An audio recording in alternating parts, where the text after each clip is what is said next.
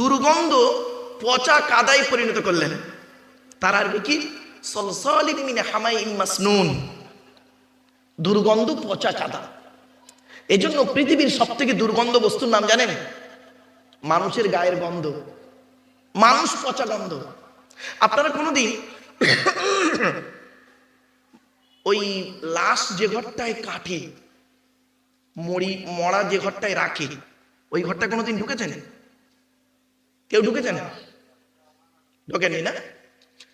কেউ যদি ঢোকেন, ওর ভিতরে গেলে এত দুর্গন্ধ, মানে ওখানে যেখানে লাশ লাট দেওয়া আছে, 20, 25টা, 50টা, 100টা লাশ পচে আছে, একটার উপরে একটা লাশ যখন টাল দেওয়া আছে ধানের বস্তার মতো, একবার যদি ঢোকেন ওর ভিতরে, এত দুর্গন্ধ কল্পনা করতে পারবেন না।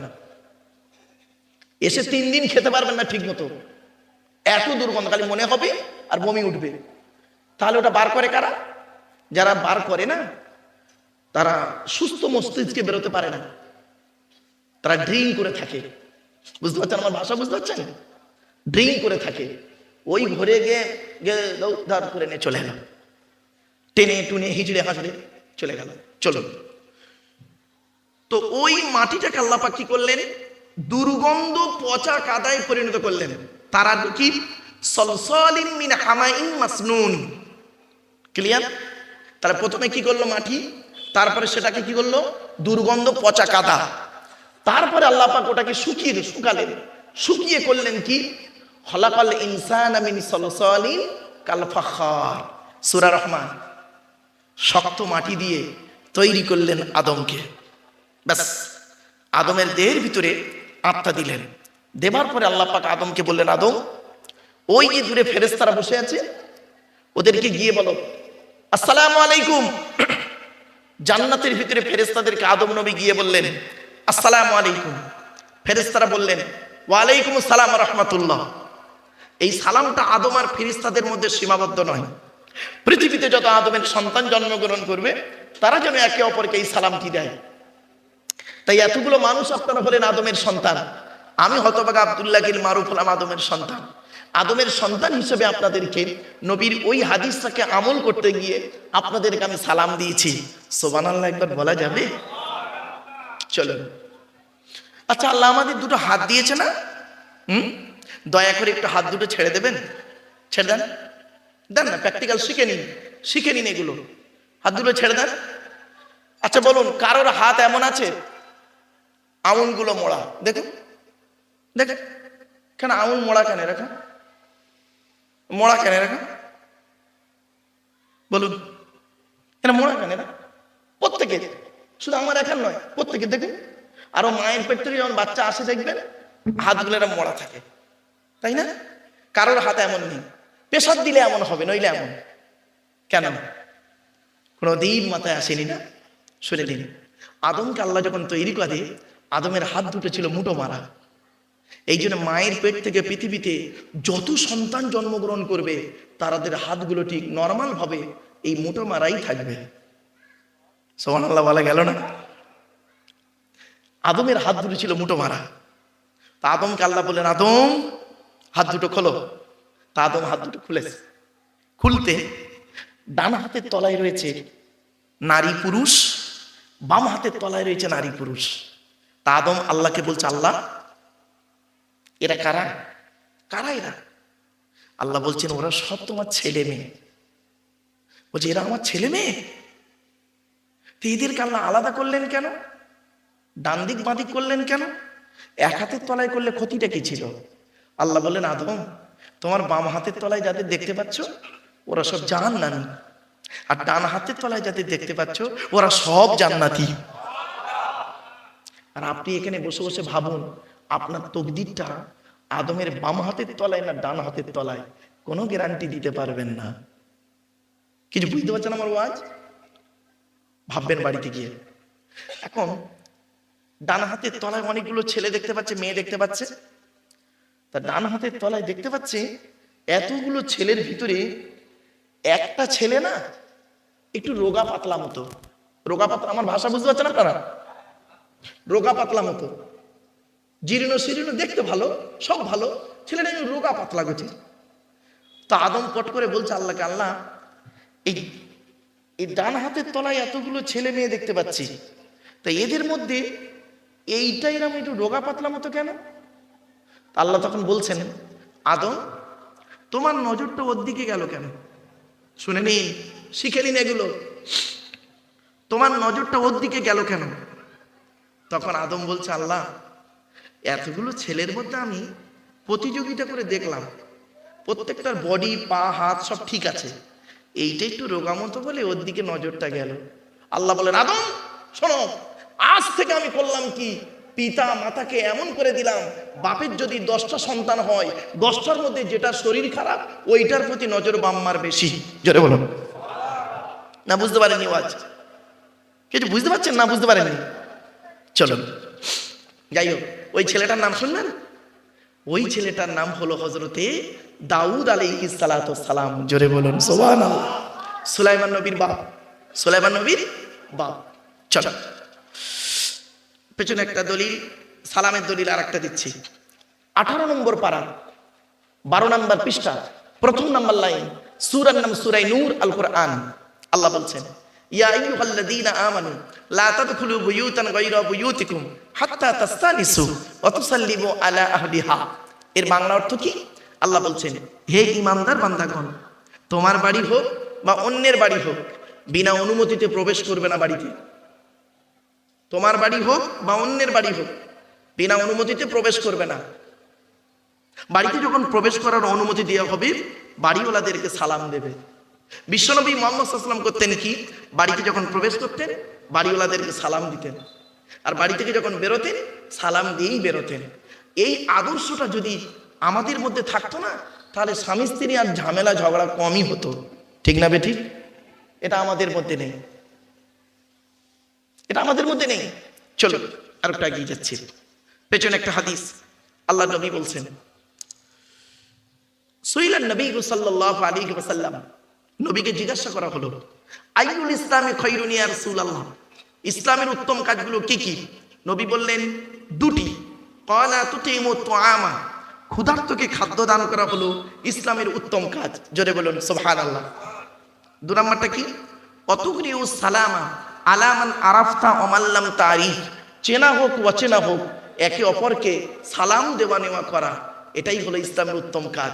তাই আমাকে আপনারা চেনেন বা না চেনেন, আর আমি আপনাদের চিনি বা না চিনি, নবীর এই হাদিসটাকে আমল করতে গিয়ে আপনাদেরকে আমি সালাম দিয়েছিলাম। সুবহানাল্লাহ আবার একবার বলা যাবে? চলুন আর একটা দলিল, 18 নম্বর পারা, 17 নম্বর পৃষ্ঠা, 12 নম্বর লাইন, সূরার নাম সূরা নূর, আল কোরআন। আল্লাহ বলছেন, ইজা দাখালতুম বুয়ুতান ফাসাল্লিমু আলা আনফুসিকুম, তোমরা যখন বাড়িতে প্রবেশ করবে বাড়িওয়ালাদেরকে সালাম দেবে। পেছনে একটি হাদিস, আসসালামু ক্বাবলাল কালাম, তোমরা কথা বলার আগে সালাম দাও। যদিও বলা হয়েছে হাযা হাদিসুন মুনকার, তথাপি হাদিসটা গ্রহণযোগ্য। তাই আমি স্টেজে এসে কারোর সঙ্গে কোনো কথাবার্তা না বলে স্টেজে এসে সর্বপ্রথম আপনাদেরকে নবীর ওই হাদিসটাকে আমল করতে গিয়ে আপনাদেরকে আমি সালাম দিয়েছিলাম। সুবহানাল্লাহ আবার একবার বলা যাবে? চলুন, রব্বি আউযু বিকা মিন হামাযাতিশ শায়াতিন ওয়া আউযু বিকা রব্বি আন ইয়াহদুরুন, ইন্নাহু মিন সুলাইমানা ওয়া ইন্নাহু বিসমিল্লাহির রাহমানির রাহিম। আমানতু বিল্লাহি সাদাকাল্লাহুল মাওলানাল আযীম। আলহামদুলিল্লাহ, আলহামদুলিল্লাহি ওয়া কাফা ওয়া সালামুন আলা ইবাদিহিল্লাযীনা ইসতাফা, আম্মা বা'দ। ফাকাদ ক্বালা আল্লাহু তাআলা ফি কালামিল হাকীম, আউযু বিল্লাহি মিনাশ শাইতানির রাজীম, বিসমিল্লাহির রাহমানির রাহিম। ওয়া নাযালনা আলাইকাল কিতাবা তিবয়ানাল লিকুল্লি শাইইন ওয়া হুদাম ওয়া রাহমাতাম ওয়া বুশরা লিল মুসলিমিন। কোরআনের এই আয়াতটি কোথায় আছে? 14 নম্বর পারা, 16 নম্বর পৃষ্ঠা, 4 নম্বর লাইনে, সূরার নাম সূরা নাহলের 89 নম্বর আয়াতে আল্লাহ বলছেন, নবী তোমার উপরে আমি এই কিতাব অবতীর্ণ করেছি, আমার হাতেই আছে কিতাবটি। নবী তোমার উপরে এই কিতাবটি অবতীর্ণ করেছি। এই কিতাবের ভিতরে পৃথিবীর সমস্ত জিনিসের বর্ণনা ডাইরেক্ট ইনডাইরেক্ট দলিল সহ আমি আল্লাহ পাঠিয়ে দিয়েছি। জোরে বলুন সুবহানাল্লাহ। আপনারা কি নেবেন বলুন? কোরআন থেকে সবই রয়েছে কোরআনের ভিতরে। ভৌত বিজ্ঞান নেবেন, কোরআনে আছে। জীবন বিজ্ঞান নেবেন, কোরআনে আছে। জিওগ্রাফি নেবেন, ভূগোল নেবেন, কোরআনে আছে। হিস্টোরি নেবেন, কোরআনে আছে। রাজনৈতিক জীবন নেবেন, পলিটিক্যাল সায়েন্স, কোরআনে আছে। ইহকাল নেবেন, আর্থি লাইফ, কোরআনে আছে। আফটার লাইফ নেবেন, পরকাল নেবেন, কোরআনে আছে। এক কথায় সবই রয়েছে কোরআনের ভিতরে, ডাইরেক্ট ইনডাইরেক্ট। যেটা ডাইরেক্ট আছে কোনো সমস্যা নেই, ইনডাইরেক্ট যেটা আছে তার ব্যাখ্যা মুহাম্মদ সাল্লাল্লাহু আলাইহি ওয়াসাল্লাম করে গেছে। এটি হলো একটি গাইড বুক। কম্পিউটার শিখতে গেলে দুটো জিনিস লাগে, কম্পিউটার শিখতে গেলে দুটো জিনিস লাগে। কি কি? একটা থিওরি, একটা প্র্যাকটিক্যাল। তো ইসলামে দুটো জিনিস আছে, একটা থিওরি, একটা প্র্যাকটিক্যাল। ইসলামের থিওরিটার নাম হলো কোরআন, আর প্র্যাকটিক্যালটার নাম হলো মুহাম্মদ সাল্লাল্লাহু আলাইহি সাল্লাম। মুসলমানের বাচ্চা সুবহানাল্লাহ তো কমই বলবেন, আসতে একবার সুবহানাল্লাহ বলে 10টা নাকি জোরে বলুন সুবহানাল্লাহ। ভাববেন বাড়ি থেকে। এটা হলো একটা থিওরি, থিওরির বই। প্র্যাকটিক্যালটা হলো মুহাম্মদ সাল্লাল্লাহু আলাইহি সাল্লাম। কিরকম? কোরআনে বলা আছে নামাজ পড়ো, কিভাবে পড়বেন প্র্যাকটিক্যালটা করে দেখিয়ে গেলেন মুহাম্মদ সাল্লাল্লাহু আলাইহি ওয়াসাল্লাম। কোরআনে আছে রোজা রাখো, কিভাবে রোজাটা রাখবেন, কিভাবে রাখবেন প্র্যাকটিক্যাল করে দেখিয়ে গেলেন মুহাম্মদ সাল্লাল্লাহু আলাইহি ওয়াসাল্লাম। সুতরাং আজকে যদি আমরা এই কোরআন গাইড বুক আর গাইডার মুহাম্মদ সাল্লাল্লাহু আলাইহি ওয়াসাল্লাম এই দুটোকে যদি সঙ্গে রাখি, তাহলে আমরা কোনো সমস্যার সম্মুখীন হব না। ঠিক না? ঠিক। এ কথা আমি বলিনি, আমি বলিনি, মুহাম্মদ সাল্লাল্লাহু আলাইহি ওয়াসাল্লাম বলছেন, তারাকতু ফীকুম আমরাইনি লাউ তাদিল্লু মা তামাসসাকতুম বিহিমা কিতাবাল্লাহি ওয়া সুন্নাত রাসূলিহি। মুহাম্মদ সাল্লাল্লাহু আলাইহি ওয়াসাল্লাম বলছেন, আমি তোদের ছেড়ে চলে যাচ্ছি, যাবার সময় দুটো জিনিস রেখে যাচ্ছি, এক হলো কোরআন, দুই হলো আমার হাদিস সুন্নাহ। হাদিসগুলো রেখে যাচ্ছি। যতদিন তোরা এই কোরআনকে আঁকড়ে ধরে রাখবি আর হাদিসগুলোকে যতদিন আঁকড়ে ধরবি, প্র্যাকটিক্যাল করবি, ততদিন তোদের গায়ের লোম কেউ টলাতে পারবে না, তোরা পথভ্রষ্ট হবি না। জোরে বলুন সুবহানাল্লাহ। আমরা এই কোরআন থেকে দূরে সরে গেছি, হাদিস থেকে দূরে সরে গেছি। আল্লাহর তৈরি মতবাদকে আমরা গ্রহণ করিনি, মানুষের তৈরি মতবাদকে আমরা নিয়ে মারামারি করি। ঠিক না ঠিক?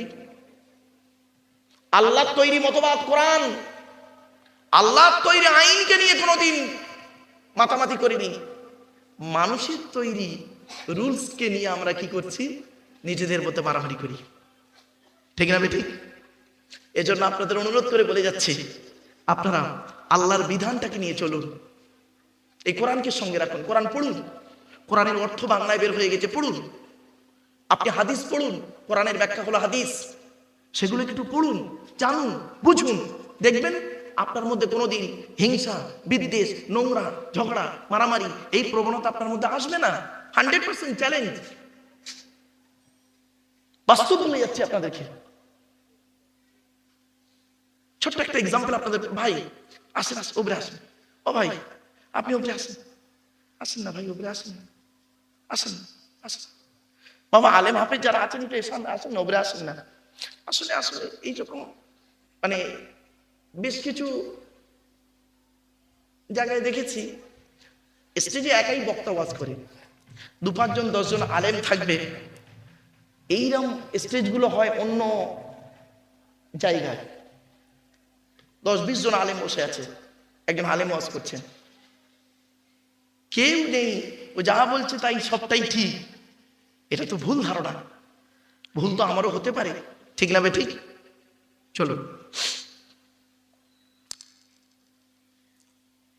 وقال الله تعالى في كلام المجيد والفرقان الحميد إن الله وملائكته يصلون على النبي يا أيها الذين آمنوا صلوا عليه وسلموا تسليما। দরুদ শরীফ। اللهم صل على سيدنا مولانا محمد وعلى آل سيدنا مولانا محمد।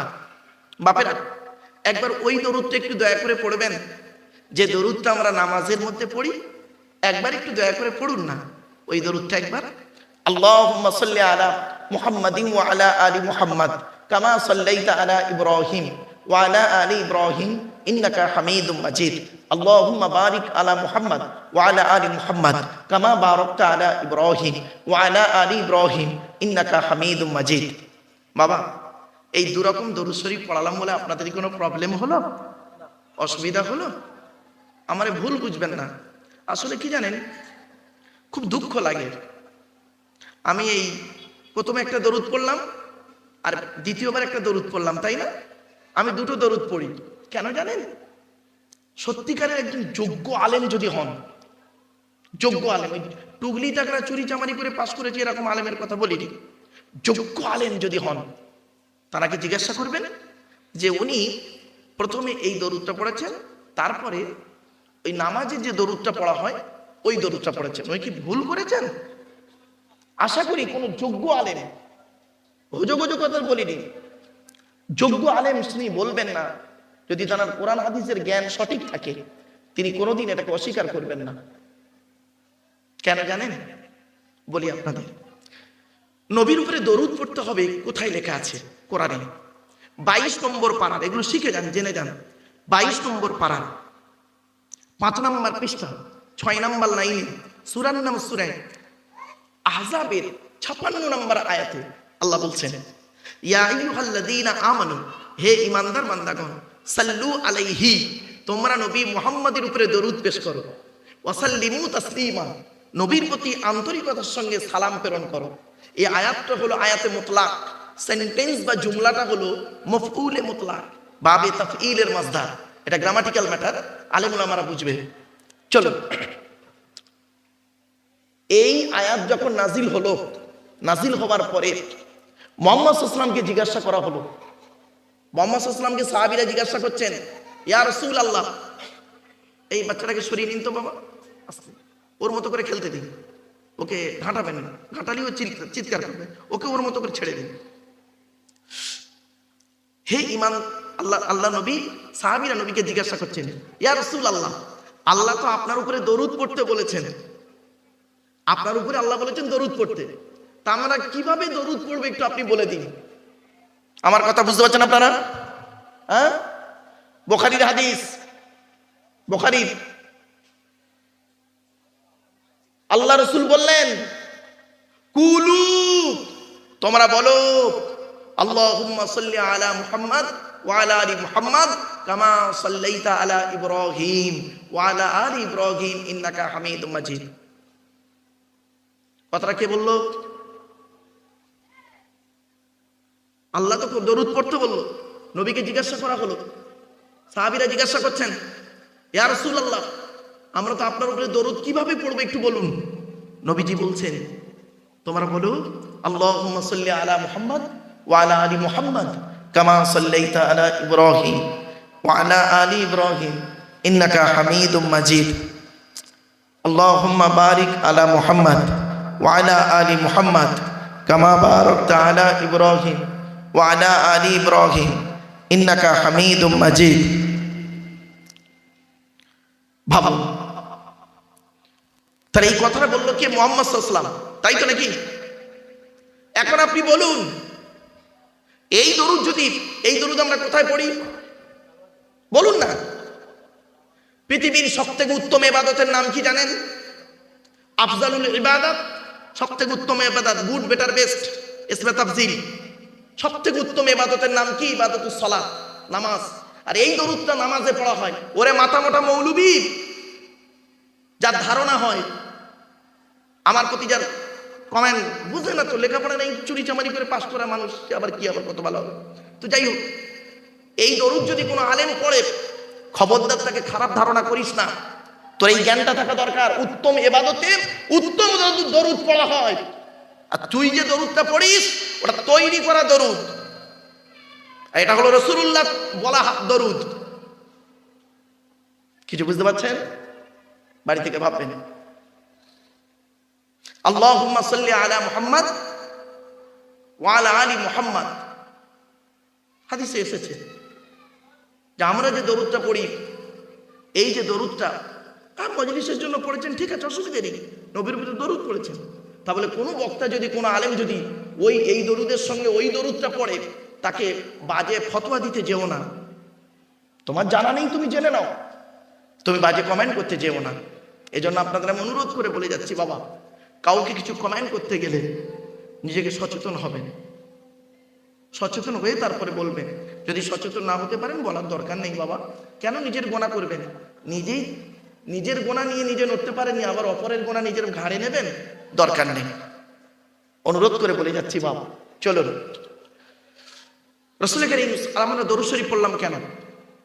যাক, দরুদ আপনারা অনেকগুলো দরুদ আছে, শুধু এই দুটো নয়, আরো অনেকগুলো দরুদ আছে।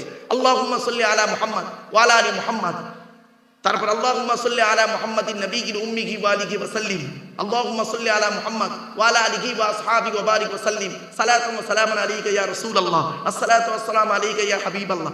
হরেক রকমের দরুদ আছে, যেটা খুশি আপনারা পড়েন। এক কথায় নবীর উপরে দরুদ পড়েন। কেউ যদি নামাজে দরুদটা পড়া হয়, ওইটা যদি কেউ পড়ে ফেলে, তাকে কাফের ফতোয়া দিতে যেও না বাবা।